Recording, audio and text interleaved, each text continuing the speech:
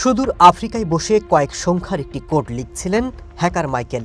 Target Collins Aerospace নামের একটি প্রতিষ্ঠান মাত্র কয়েক মিনিটেই সফল। বিশ্বজুড়ে বিভিন্ন এয়ারলাইন্সের সিস্টেমকে সেবা দেওয়া ওয়েবসাইট এখন হ্যাকারদের নিয়ন্ত্রণে। মুহূর্তেই ইউরোপের কয়েকটি বিমানবন্দর অচল। দিন দুয়েক আগেই সাইবার হামলায় ইউরোপ জুড়ে এই ফ্লাইট বাতিলের হিড়িক দেখেছে বিশ্ব। অচল হয়ে পড়েছিল লন্ডনের হিথ্রো, বেলজিয়ামের ব্রাসেলস এবং জার্মানির বার্লিন বিমানবন্দরের শত শত ফ্লাইট। এবার বাংলাদেশের সব বিমানবন্দরেই সাইবার হামলার শঙ্কা করছেন অ্যাভিয়েশন সংশ্লিষ্ট গোয়েন্দারা।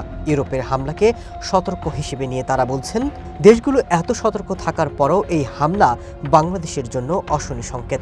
সরকারকে বেকায়দায় ফেলতে বিমানবন্দরের মতো গুরুত্বপূর্ণ স্থাপনায় সাইবার হামলার শঙ্কা করছে বেবিচক। সাইবার হামলা এবং হামলার ঝুঁকির পরিপ্রেক্ষিতে সারা দেশের বিমানবন্দরগুলোতে সতর্কতা জারি করা হয়েছে। ঝুঁকির মুখে রয়েছে দেশের 3টি আন্তর্জাতিক বিমানবন্দর।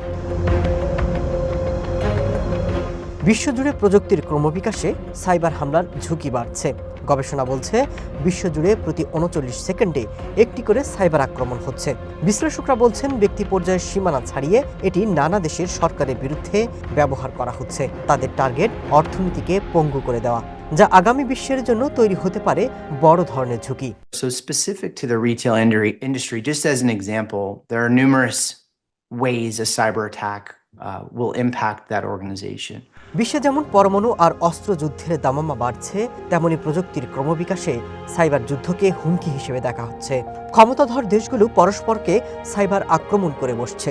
এ অবস্থায় প্রযুক্তি ব্যবহারে সতর্ক করছেন বিশ্লেষকরা। Masud Rana, one international desk.